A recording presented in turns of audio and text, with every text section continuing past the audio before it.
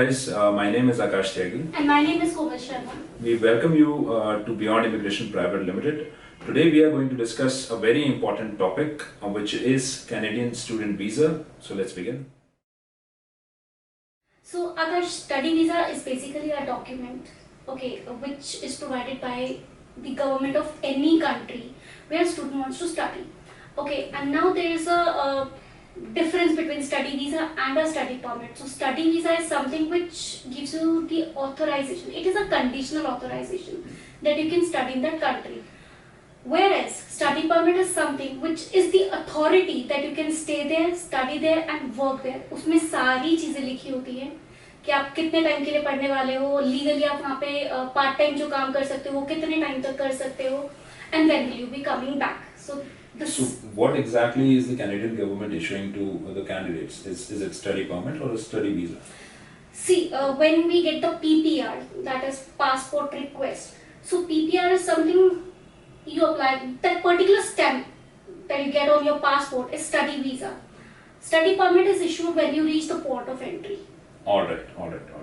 Okay, so considering that study visa, what exactly are the major steps in this particular process? Major steps in the particular process, firstly you need to obtain a letter of acceptance from any university or college which should be DLI approved. Alright. Once you have that, you need to submit your 1 year tuition fee. Then you get into the process of getting your medical done and your GIC or proof of funds done. Then you can apply for study visa. So there are so many questions that come from the students that they mandatorily require the proof of funds. That brings me to another question. What exactly is a non-STS or a STS visa? So basically Canada is the only country that has divided the study visa process in two parts. One is STS stream, which is student direct stream. Other one is non-STS, which is a general category. So there are a major processing time differences between the two, and there are some requirements that you need to fulfill for applying for STS visa, which I personally recommend to all the students studying in Canada. So STS category, there are like 4 conditions that you need to satisfy. One, and the foremost, is your IELTS score, which should be overall 6 and no band less than 6. Your 1 year tuition fee should be paid in advance. Your medical should be done. Your GIC certificate. GIC is basically guaranteed investment certificate. You open a Canadian bank account, then you transfer somewhere 10,200 Canadian dollars in that particular account, and that works as your proof of funds in a STS category. So basically that is the stay expenses that the student needs. Exactly. Alright. Okay, so considering this particular system, how do you recommend that a student should prepare, in terms of the STS category? I think this is only mandatory for 4 countries, right? Yes. So it is mandatory for 4 countries, which is India, China, Pakistan and Vietnam. Alright, so basically, majorly a lot of students go from this particular area in Southeast Asia to study in Canada. That is the major chunk, and that is the reason why the Canadian authorities have created this particular aspect in which STS visa category has been created specifically for this area. Now the candidate can apply through a STS category fulfilling these 4 requirements as mentioned by Komal. And once you are done with that, you are good to go and you have a very high chance of visa acceptance if your visa is filed properly. So Komal, the question now arises, first of all, what exactly are the academic requirements for the students who want to pursue their studies in Canada specifically? We are not discussing about any other country right now because that's a huge domain. So आपके academic requirements के लिए 12th के पहले students के लिए क्या requirement है, and then graduation के students के लिए क्या requirement है? In addition to 12th, आपके जो individual जैसे commerce side का background है, किसी का bachelor's में arts background है, science side है, so उनके हिसाब से what do you think, what are the requirements, basic requirements, and if something you can elaborate on that particular front? Okay, so इसको जनरलाइज करते हैं. पहले बात करते हैं 12th क्लास के बाद जो बच्चे पढ़ने के लिए जाते हैं, somebody who's going for a UG program or a bachelor's degree. See, there's one thing we need to understand. Canada is a very flexible country in any aspect. So if you are having 65% or more than 60% in your graduation or under graduation, you're good to go for any good university or college. So, Komal, as we have discussed the academic requirements for the 12th standard people, now, what would you recommend as a 12th standard student to go for either a diploma for 2 years or go for a 4-year graduation and a graduation completely? And what is the exact difference and what will be the benefits, pros and cons on that particular front? Okay. सो आकाश, सबसे पहले क्योंकि जब हम Canada की बात करते हैं तो सबसे पहले ये समझना बहुत ज़्यादा ज़रूरी है कि बच्चा कनाडा जा क्यों रहा है. Okay, because you know looking at the crowd and everything और the kind of queries I get, mostly people go to Canada because they want to settle down there. Ultimate goal is the PR. So सबसे पहले student जा किस purpose से है वो समझना बहुत ज़रूरी है. If the ultimate goal is to attain a permanent residency, I would recommend 2 year of undergraduate diploma after 12 plus 2 years of work experience. It's good to go for the student. Okay. If somebody wants to actually study and then think about the PR thing, I would recommend and of course the budget, because the Canadian bachelor's degree is of 48 months. So basically per year the cost is somewhere around 8 to 10 lakhs. Yes. So I mean multiply that by 4 and that years. depends university to university. So So there are universities they may which be are high. charging on 40,000 CAD a year also. So basically, the whole cost involves a lot of budget, and if you are capable of spending somewhere around 40 lakhs, then you can think about going for an undergraduate degree, and this is only about the tuition fees, not no stay expenses, nothing with the travel or anything like that. Fine.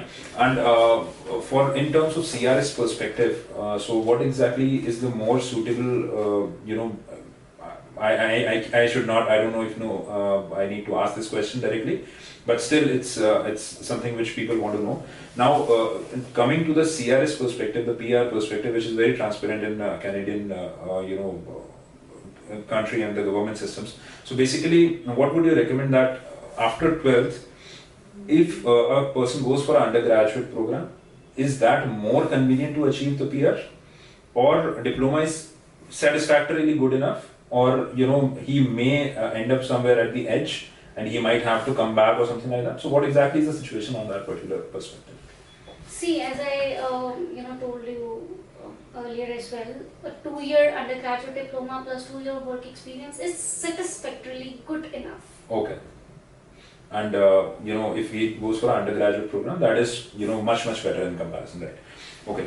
Now coming for a similar question in terms of graduates. So if a person is a graduate and wants to go for a PG program, so what is more recommended in terms of the education gap and the age of the candidate and the scores that he has, the backlogs, all these things? Considering all these things, what would you recommend individually for a graduate?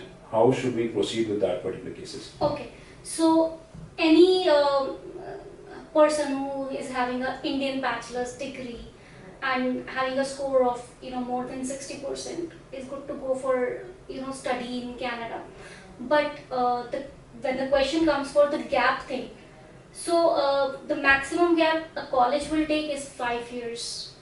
Okay, but I'm sure you must have come across people where they have an education gap of more than 5 years, or like say 8 years or 10 years. They can still apply, but in the universities. Okay, but there are some colleges, for example, if I name Conestoga as one. So, this particular college gives people a chance to apply even after 6 years or 7 years of gap in their education. So, do you consider that this is something which is going to affect their visa chances? Yes, definitely. Okay, so basically visa is probably not going to work out in that particular favor, Right. but you can get an offer letter from the college in that. You may get the offer letter from the college, but we are not very sure if you will get the a visa approval in that case. So now there are a lot many candidates who call us and ask for a very simple question all the time: can we go to Canada without IELTS? Okay, which is a very important question, and we get it a lot. Maybe in a day we get 2 to 3 queries like that. So what do you think? IELTS is a mandatory something which needs to be satisfied as a condition?